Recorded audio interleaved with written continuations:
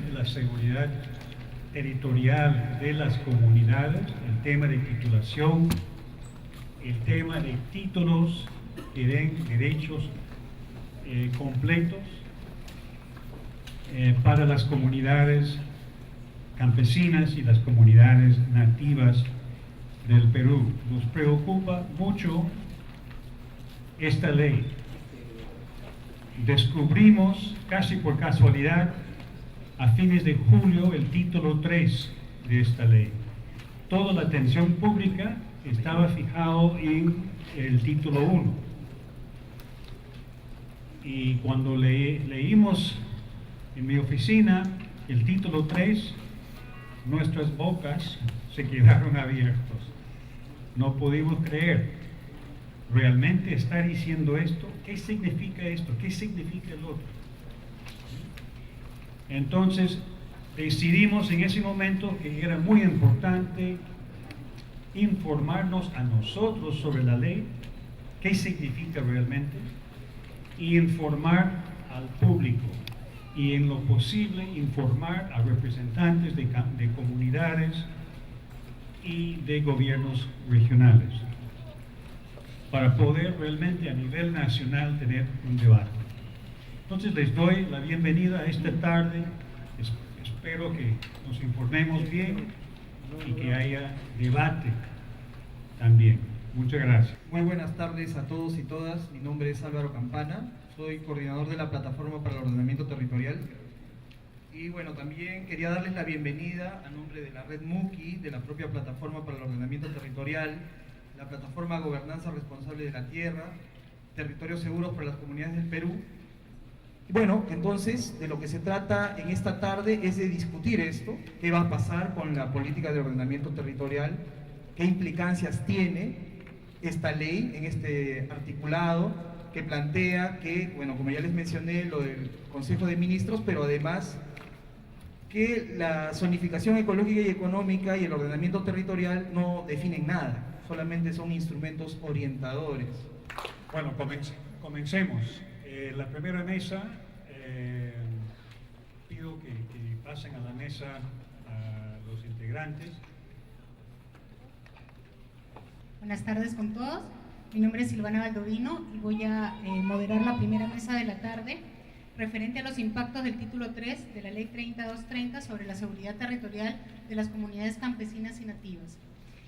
Estoy acompañada por 3 profesionales que han realizado estudios especializados en diferentes campos para ver los impactos de la referida norma desde el punto de vista constitucional, de los derechos colectivos y de la superposición de competencias entre los entes encargados de la formalización de la propiedad rural.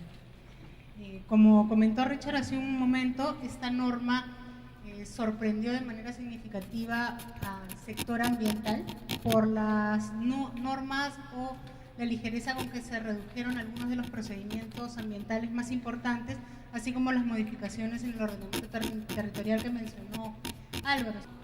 Marco es abogado por la Universidad Nacional Mayor de San Marcos, magíster en Ciencias Sociales de la Religión por la Facultad de Ciencias Sociales de la Universidad San Marcos, máster en Protección Internacional de los Derechos Humanos por la Universidad de Estrasburgo.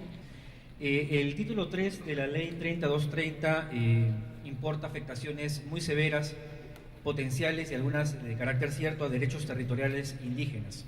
Esta ley cae en un escenario concreto, ¿no? Es un escenario de presiones territoriales caracterizadas por la aprobación de megaproyectos, concesiones y proyectos extractivos, obras de infraestructura aprobadas, por cierto, sin consulta previa, y sobre tierras en su mayoría no tituladas, lo cual ya implica una afectación del artículo 21 de la Convención Americana, ley que crea un procedimiento extraordinario y especial a favor de inversionistas públicos y privados para el saneamiento físico legal de predios no saneados dentro de áreas de influencia directa e indirecta.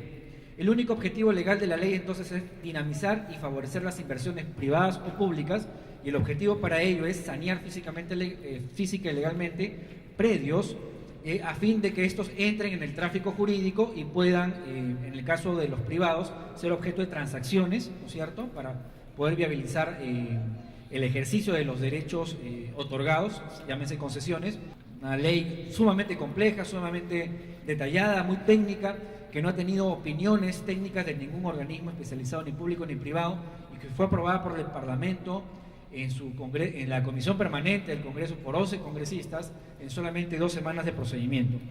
Sin embargo, sí la ley está propiciando esta suerte de despojo territorial a favor de inversionistas privados. Pero ¿qué tal si la ley 3230 se publica una modificación en la que se declara, se excluye del efecto a las tierras de comunidades campesinas y nativas? ¿Sería esto suficiente? Nos planteamos que no. Y esto por la sencilla razón de que el actual gobierno se ha arrogado la potestad de decidir quién es indígena y quién no. Es decir, se señala, ¿no es cierto?, bajo una tesis ciertamente un poco peregrina, que no existen pueblos indígenas o comunidades indígenas en la costa, ¿no es cierto?, y en la sierra está por verse. Entonces, ¿quién decide quién es indígena y quién no? El Estado. La ley, esta cláusula de condicionalidad estaría entonces supeditada a un ejercicio discrecional unilateral del Estado. Y en segundo lugar, de que no se está hablando de territorio, sino de exclusión de tierras de comunidades, ¿no? Tenemos bastantes leyes, bastantes normas, que unas se superponen a otras, que unas no han derogado a otras de manera expresa, se entiende que hay derogaciones tácitas, pero finalmente lo que resulta es una confusión, ¿no? Que es lo que ha pasado en materia de saneamiento físico legal en temas de comunidades nativas y campesinas. Que finalmente lo que tenemos es una norma cuya interpretación puede someterse a 2 cosas: a una interpretación antojadiza por parte del gobierno, de las propias empresas, o a una interpretación difusa, confusa, ¿no? ¿Qué le doy? O sea, una interpretación literal, ¿qué es lo que me dice finalmente, ¿no? Me va a decir que quienes están excluidos, o digamos los predios, o digamos cualquier predio o cualquier terreno que no tengas saneado en ese momento la propiedad, entonces podría ser susceptible a pasar a formar parte del proyecto de inversión. La norma establece una serie de disposiciones que son bastante poco claras, ¿no? Poco claras, difusas, bastante etéreas. Entonces, sí precisamos o la modificación por ley o finalmente, en el peor de los escenarios, las precisiones que se hagan en el reglamento, si cabría eso. Nuestro tercer panelista es Juan Carlos Ruiz, es abogado con especialidad en Derecho Constitucional y Derechos Humanos, con experiencia en trabajo en Derecho Parlamentario, Derechos Humanos, Acceso a la Justicia y Derecho de los Pueblos Indígenas. Va a tocar directamente el tema, la constitucionalidad de esta norma y la afectación a los derechos de pueblos indígenas. ¿Esa sentencia es válida? Pero lo hemos encontrado infragante, no es válida, pues. ¿Y dónde está el punto? Y es que los derechos fundamentales son criterios de validez material de toda decisión. Es una ley aparentemente expedida en el marco de las competencias del Congreso, pero afecta, entre otras cosas, el derecho de propiedad de los pueblos indígenas. Y la medida que afecta el derecho de propiedad, voy a explicar ahorita, tiene un vicio de nulidad. O lo arregla el Congreso o se arregla vía una demanda de inconstitucionalidad. Entonces, lo primero que hay que decir entonces es que no es cierto eso que dijo una vez Humala, piña con abajo. O sea, si yo logro demostrar que esa decisión afecta a derechos fundamentales, la última decisión no la tiene el poder político. La tienen los jueces a través de los cuales habla la Constitución política. ¿Entienden? Entonces, eso ocurre acá. Y eso ocurre, y a veces eso no se entiende, porque a veces algunos funcionarios creen que, por ejemplo, el derecho a la consulta, el derecho a la titulación, se va a cumplir cuando a ellos se les antoje. Pero hay una excepción, que es el punto central de la inconstitucionalidad de la norma. Es cierto, si no está titulado un territorio, es del Estado, salvo que sea territorio de los pueblos indígenas. Pero en el caso de los pueblos indígenas, la simple posesión ancestral equivale al título. Esa regla está en el 14 del Convenio 169 y está desarrollada ampliamente, primero en sentencias de la Corte Interamericana, que tienen rango constitucional, y luego, tímidamente, el Tribunal Constitucional lo ha dicho. Esta regla es muy importante porque esta regla acá ha sido invisibilizada. Entonces, en el caso del capítulo 3 de la Ley 3230, la inconstitucionalidad no está por lo que dice, sino por lo que calla. Aquí, si uno mira la norma, no aparecen por ningún lado los territorios de los pueblos indígenas, no aparece por ningún lado el derecho a la propiedad de los pueblos indígenas. En la medida que acá va a haber reasentamiento, ¿no es cierto? Aproximadamente de las 6.000 y pico de comunidades que hay, 1.500 no tienen título. Si esto se concreta, van a ser expulsadas, desplazadas. Es evidente que además de consultar, hay necesidad de hacer consentimiento. ¿Qué significa consentimiento? Consentimiento significa que en determinados casos, además de consultar, el Estado tiene que obtener el consentimiento. No lo digamos nosotros. La Corte Suprema, en un caso que litigamos como IDL, Corte Suprema en una sentencia, ojo, sentencia vinculante, porque es una acción popular, artículo 82 del Código Procesal Constitucional dice que ese es normativo. Le dijo al MINEN, oye, en determinados casos, la decisión, además de consultada, tiene que tener el consentimiento. Y citó literalmente la sentencia Saramaca. Entonces, no se ha consultado, no hay consentimiento, hay violación del derecho al territorio, a la propiedad, a la autodeterminación.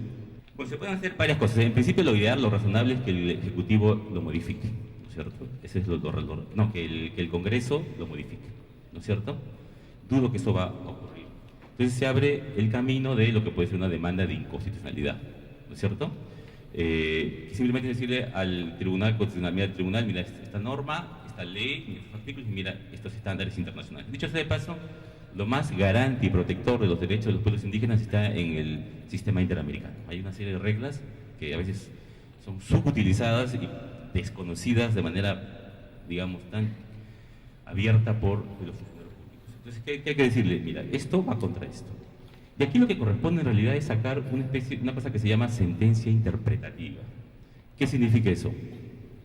Si al artículo 37, si no mal no me acuerdo, se le pone una cláusula que diga todas estas reglas no se aplican a las comunidades campesinas y nativas, salvamos y nos ahorramos tanto problema.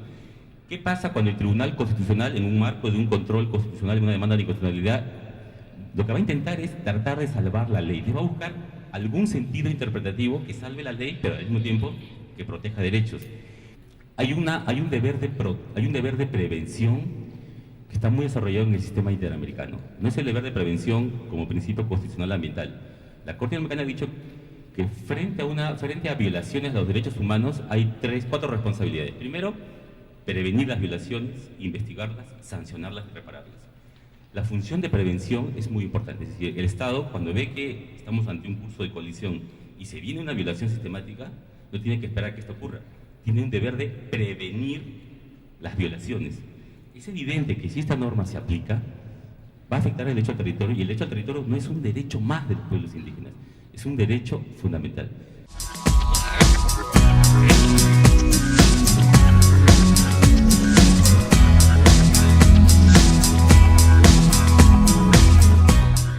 Ya nos han resumido un poco en la anterior mesa las consecuencias de esta norma hacia los pueblos indígenas. Creo que es muy importante justamente que comencemos, como señaló Richard, a dialogar sobre las posibilidades y las consecuencias que tiene esta norma en el ordenamiento jurídico y sobre todo para los derechos de los pueblos indígenas. Me quería referir a 2 grandes asuntos que creo que terminan por generar también cierto debate hacia esta ley. Entonces, en este proceso de simplificación normativa y actualización normativa de todo, digamos, el régimen tanto administrativo como legal que existe en nuestro país respecto al procedimiento de reconocimiento y titulación, tiene que realizarse un consenso nacional para poder empezar a cambiar estas normas y hacerlas mucho más simples. Un segundo tema es todas las controversias que existen de derechos en territorios titulados y por titular de comunidades campesinas y nativas. Un problema que hallamos y que se refleja en ese informe es que existen sobre, digamos, las tierras por titular a veces otros derechos otorgados a terceros por el propio Estado o áreas naturales protegidas que el propio Estado ha querido generar. En esas zonas, por ejemplo, se pueden entregar concesiones forestales, concesiones mineras, en fin, un conjunto de derechos frente a terceros. Y que en la práctica, no digo normativamente, sino en la práctica, generan la paralización del proceso de titulación. Este es el caso de la comunidad de Alto Tamaya-Sahueto, que justamente 11 años buscando su titulación Edwin Chota no logró, a pesar de haber tocado infinidad de veces las puertas de las instituciones regionales y nacionales para lograr su titulación, no lo pudo obtener. Él perdió la vida y aún al día de hoy todavía el título de propiedad de su comunidad no se ha podido otorgar. Y esto básicamente por una inadecuada interpretación de las normas que existen, de este aparato normativo que he señalado que es muy difuso y que también ha sido ya referido por los anteriores ponentes.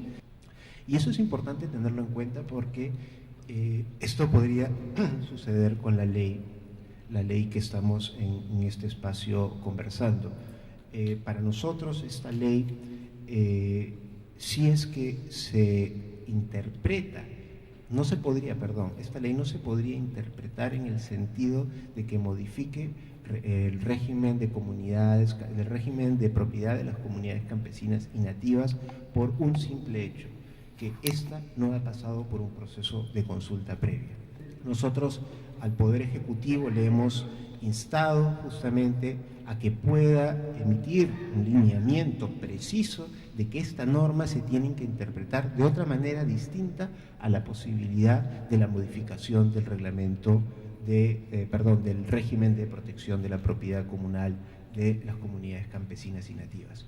Ese es un mensaje que nosotros hemos emitido al Poder Ejecutivo hace unos 10 días y que si pasara, digamos, una interpretación de la cual esperamos que con ánimos de salvar la norma, como ha sido referido también por los anteriores panelistas, si pasara una aplicación contraria a la que nosotros estamos señalando, que no podría ser porque no ha pasado por un proceso de consulta, se tendrán que analizar los mecanismos, ya sea administrativos, judiciales o hasta constitucionales, para justamente demandar que no puede haber una modificación sin un proceso de consulta. Hay un entramado de poderes legales, de mafias, ¿no?, en torno a la titulación de las tierras. La Ley Orgánica de Gobiernos Regionales le da a los gobiernos regionales la competencia para llevar a cabo estos procesos, es que se sigue demorando, ¿no? Entonces, aquí hay un tema que nosotros estamos tratando de coordinar con Agricultura, que va orientado a dar un respaldo en términos de lineamiento, de recojo y evaluación de información para el reconocimiento e inscripción de personería jurídica de comunidades nativas en los registros nacionales, ¿no? Y que permitan facilitar a los gobiernos regionales estos procesos de titulación. Entonces, este esfuerzo por generar lineamientos que faciliten los procesos de titulación en las comunidades nativas y desarrollo agrario en la selva, en la zona amazónica, creemos que puede ser una medida que favorezca el desentrampamiento de estos procesos de titulación, ¿no? En cuanto al tema de la reglamentación de la ley número 30230, ¿no?, en este caso nosotros desde el Viceministerio de Interculturalidad y también desde el otro viceministerio, hemos emitido una opinión, una propuesta para la reglamentación de la ley, en la cual pedimos específicamente que se agregue una disposición complementaria en la medida que se señale que las medidas establecidas en el presente reglamento sobre procedimientos especiales de saneamiento físico legal excluya y no sea aplicable a tierras de comunidades campesinas y nativas, incluyendo reservas indígenas y áreas de uso público de protección, forestales de protección que constituyan sitios o zonas arqueológicas y aquellas declaradas como parte integral del patrimonio cultural de la nación. Lo que quiero transmitir es una mirada distinta, es una posición distinta, es una forma de ver distinta que creemos que está sustentada en la propia ley. La ley 30.230, a la cual la mesa anterior se ha referido, en el sentido que afecta a los derechos de las comunidades, que afecta el derecho de propiedad de las comunidades, para el Poder Ejecutivo y para el Ministerio de Vivienda, que es quien está a cargo de refrendar el reglamento de esta ley no afecta. Y no puede afectarla porque si hubiese querido referirse a las comunidades, entonces tendría que haber sido materia de una consulta previa. Este es el artículo que se ha reformado a través de esta ley 30.230. Si usted le invadía en la propiedad, pasaba las 24 horas, entonces usted solamente tenía la oportunidad de sacarlos a través de un juicio. Esta ley dice, se terminó las 24 horas. Desde que usted tiene conocimiento, tiene 15 días para que sin necesidad de un juicio, sino con el apoyo de la policía, usted pueda expectorar al invasor. Entonces, si las comunidades, digamos, están siendo sujetas de invasiones, pueden defenderse con este dispositivo legal. La ley 24.657 y su reglamento del decreto supremo 0891-TR. Entonces, no me parece que existan normas contradictorias, difusas. Lo que sí estoy de acuerdo, tal como se ha expresado, que son normas antes de la Constitución del 93, y lo que sí comparto es que habría que emitir nuevas normas al respecto, pero sí con la participación activa, obviamente, de los pueblos indígenas, como no podría ser de otra manera.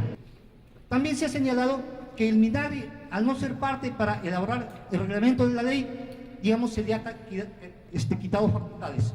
Obviamente, las facultades que tiene el MINAVI y específicamente la Dirección de Saneamiento de la Propiedad Agraria y Catastro Rural es sobre la función N. Gracias por la invitación a este evento. José Cachay, de la Dirección Regional Agraria de Loreto. Siento que en remembranza COFOPE se ha llevado algunas competencias que contradicen el literal N del artículo 51 de la Ley de Gobiernos Regionales, porque los proyectos a desarrollarse, sobre todo en Loreto, ¿qué significa?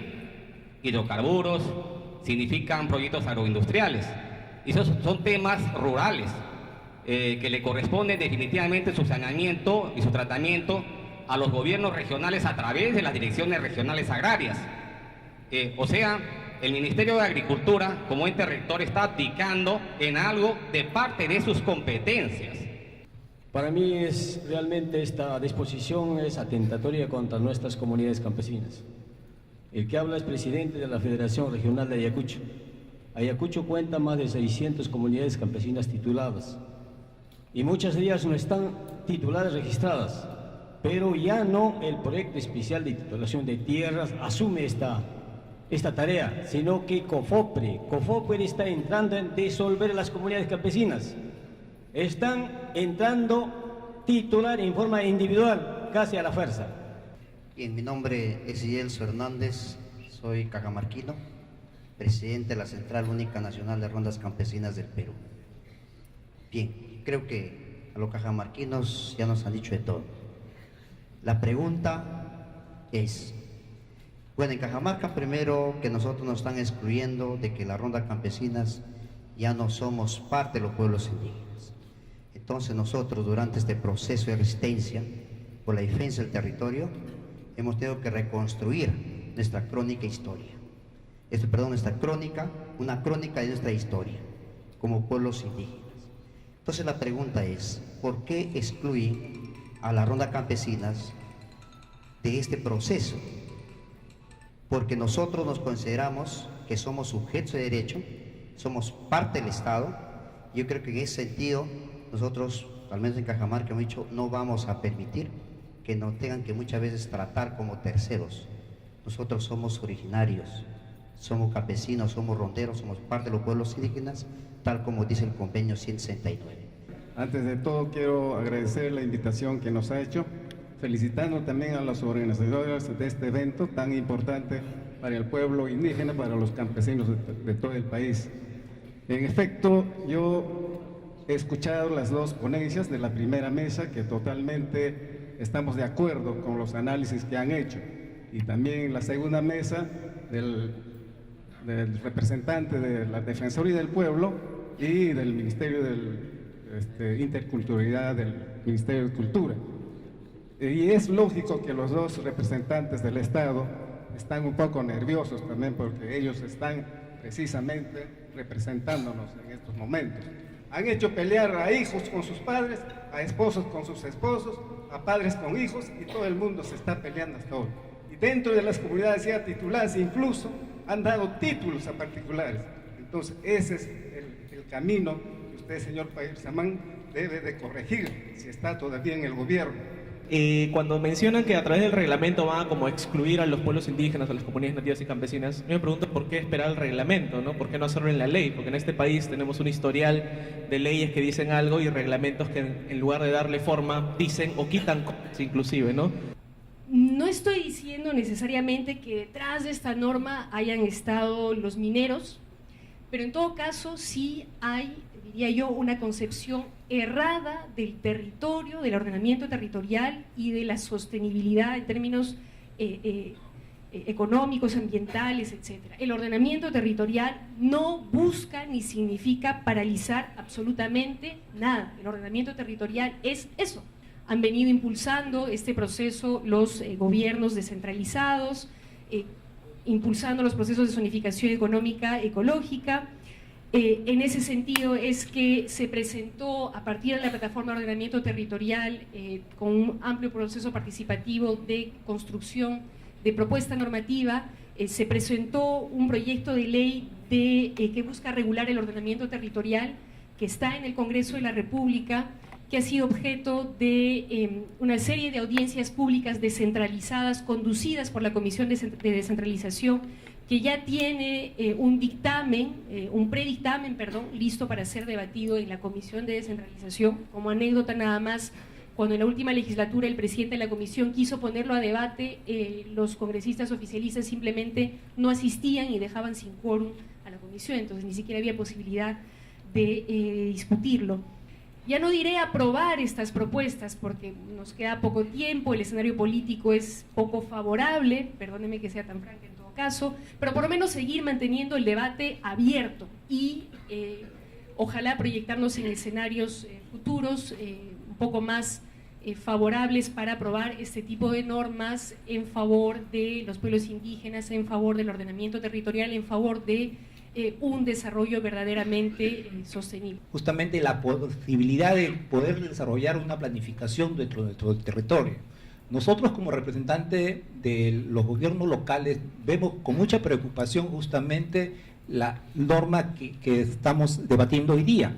Entonces, con estas normas que se están dando, ¿no? La 3230, justamente se limita justamente la posibilidad de hacer un ordenamiento territorial desde el punto de vista de los gobiernos locales, ¿no? Más aún si hay esas llamadas concesiones. Ustedes, algunos han tenido la posibilidad de ver de que hay distritos que están completamente concesionados.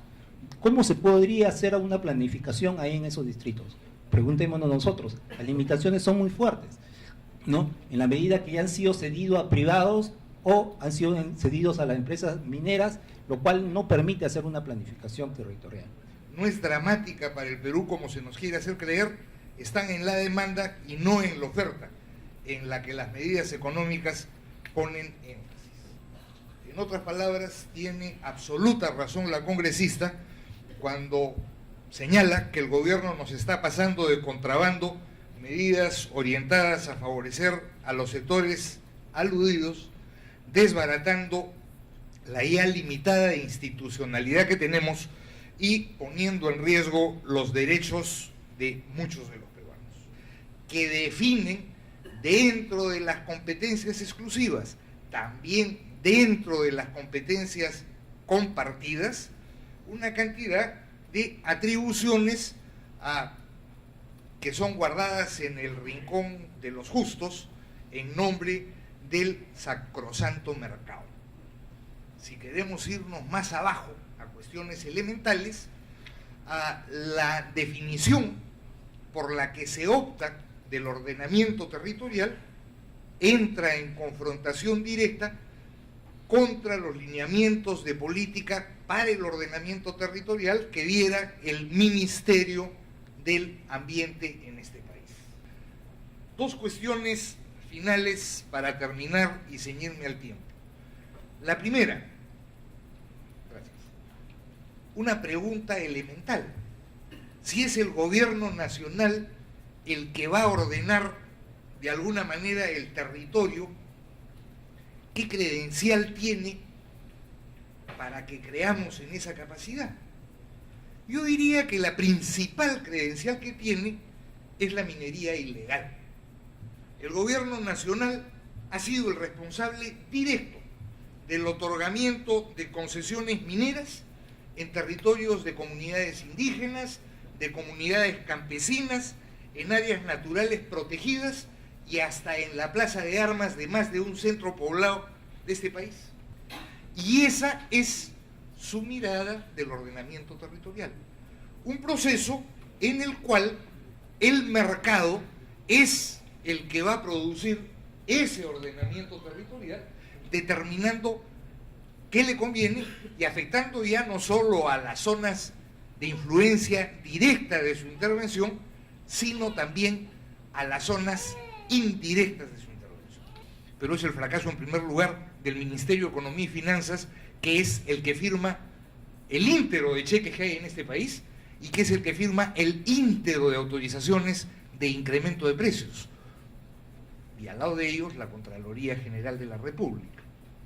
Pero en tercer lugar, no desconozcamos pues las dificultades de un gobierno que de marzo a la fecha ha cambiado 2 veces de gabinete, aunque ha mantenido al ministro del Ambiente, y no olvidemos una lógica de recentralización creciente de recursos que es funcional, digamos, a esto que se ha convertido definitivamente en una mala palabra en el país, el ordenamiento territorial, y por lo tanto es funcional a la idea, a la decisión política que está en marcha.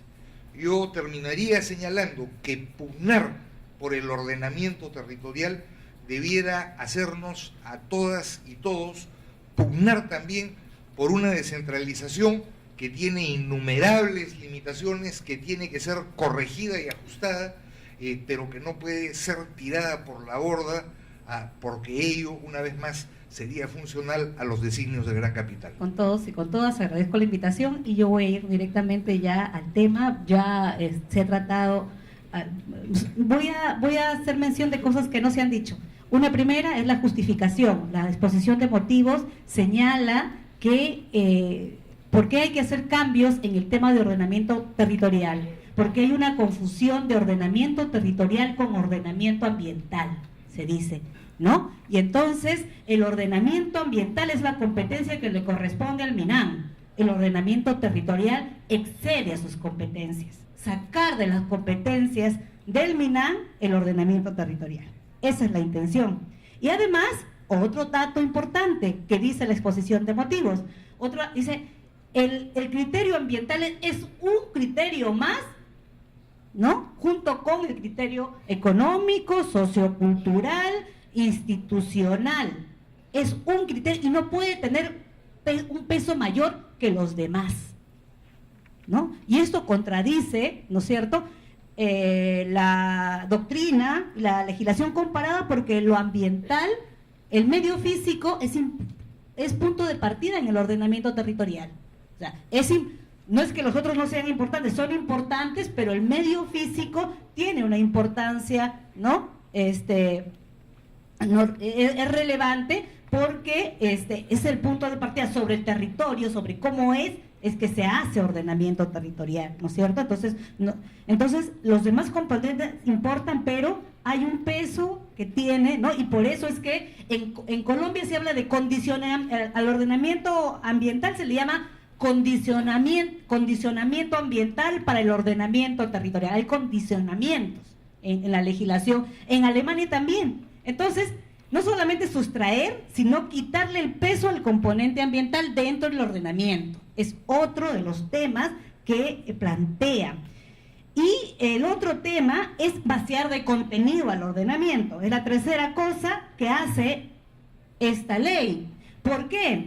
Porque cambia la definición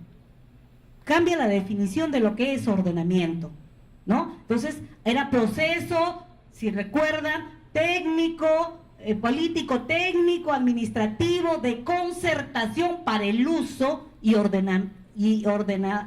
ocupación del territorio, ¿no? Entonces le quitan concertación y le quitan para el uso directo, sino para orientar el uso.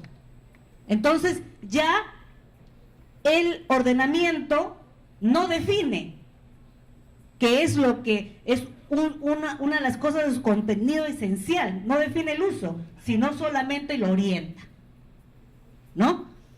Y por eso es que viene a renglón siguiente, viene y dice, pues, para precisar aún más, el ordenamiento no define usos ni exclusiones de uso.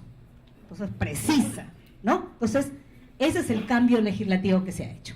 Entonces, y la pregunta es, el MINAN ha venido diciendo, y eso no es cierto, que el ordenamiento no establecía, no regulaba el uso. Sí lo hace, sí lo ha hecho y lo hace. ¿Es ordenamiento territorial el ordenamiento ambiental? Lo dice la propia ley del ambiente, lo dice la ley forestal. La ley forestal habla de ordenamiento forestal y dice el ordenamiento forestal es parte del ordenamiento territorial. Lo mismo dice la ley del ambiente. El ordenamiento ambiental es parte del ordenamiento territorial, ¿no? Y el ordenamiento forestal, por ejemplo, establece zonas de producción permanente y otras categorías, zonifica las áreas, ¿no es cierto?, forestales, hace ordenamiento, define usos, regula usos, así de claro, ¿no? Como lo es. Entonces, igual también para el tema de ordenamiento forestal, ¿lo afecta? Es una pregunta, ¿no? ¿Esta norma que cambia de contenido al ordenamiento, ¿lo afecta o no lo afecta? ¿Le quita el carácter vinculante o no le quita? Es la pregunta que yo quería para juntos analizarla, ¿no? Pero mi respuesta es que norma específica prima sobre norma general, no sé, por ahí la interpretación, por lo tanto, para defender todo este ordenamiento ambiental, pero sí me preocupa. No hay ninguna articulación de las políticas vinculadas con ordenamiento territorial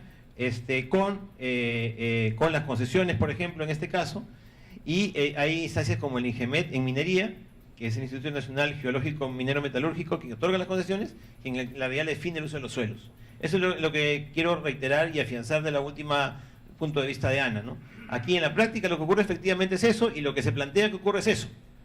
Sin ordenamiento territorial, sin una pauta para el ordenamiento territorial, sin una ley para el ordenamiento territorial, lo que se quiere es que no haya y que continúen siendo quienes definen el uso de los suelos los sectores correspondientes, ¿cierto? Y evidentemente con ello se afectan las competencias constitucionales de gobiernos regionales, locales, ya lo mencionó con detalle hace un momento la mesa anterior. Entonces, lo que queda es poco margen. En realidad los gobiernos regionales y locales pueden hacer poco respecto al conducir el desarrollo de su territorio si es que les están imponiendo qué se hace en sus territorios.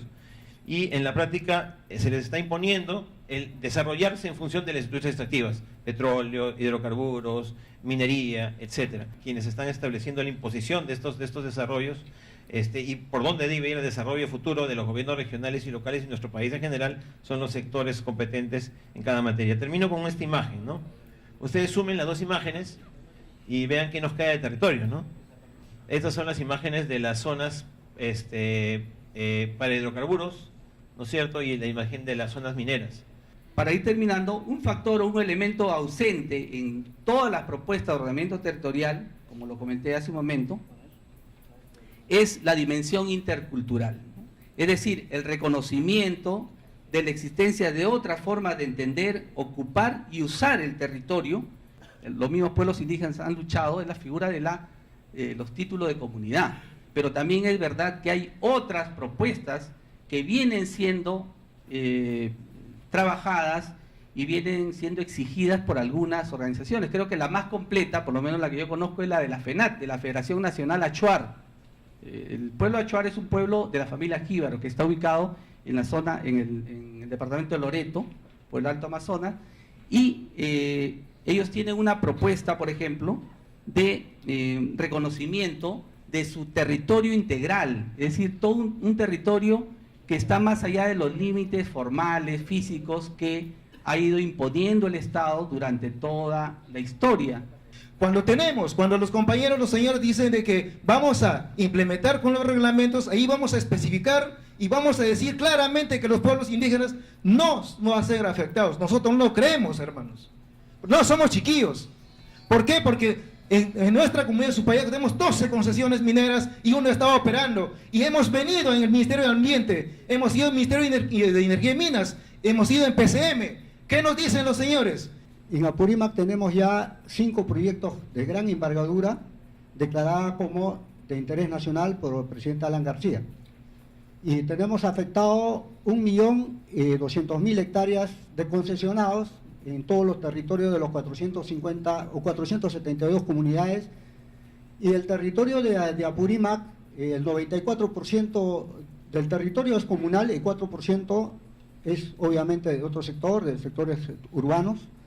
Entonces, esos proyectos, esas concesiones de 1.200.000 hectáreas, obviamente que van a ser ejecutadas no como han dicho los funcionarios, eso está claro. Muy saludable la reunión de hoy día. Hemos escuchado las exposiciones de los funcionarios de los diferentes ministerios, pero desde luego nosotros precisar como organizaciones de bases sociales, donde que aún este tipo de problemas ya sabemos cuando ya están aprobadas, cuando ya se reglamenta, pero más antes aún no tenemos ningún convocatoria, ningún conocimiento. Por lo tanto, creo que también doy ese mensaje de que los funcionarios del Estado aún no conocen el territorio geográfico de cada región y toman, disculpen el término, a carpetazos en el gabinete. Sí, los organizadores me han hecho un encargo bastante complejo, que es tratar de sacar algunas conclusiones. Como ustedes se habrán dado cuenta, la tarde y esta parte de la noche han sido bastante ricas como para tratar de hacer algunas conclusiones. Sin embargo, intentaré combinar un intento de síntesis ya de mi cosecha en el minuto final. Creo que hemos tenido una lectura básicamente jurídica en esta jornada. Hay una lectura política que se ha hecho en parte en esta jornada, pero creo que es importante ubicar esta discusión en un contexto más amplio, el contexto mundial, de lo que es el ritmo y las tendencias de la economía mundial, pero también el contexto nacional y lo que alguien reclamaba, un análisis del poder, y eso se dijo en varias cosas. Creo que esta jornada nos ha mostrado varias cosas, pero nos deja también varias preguntas. Las centrales, ahora, después de esto y en los días y meses que vienen, ¿qué podemos hacer?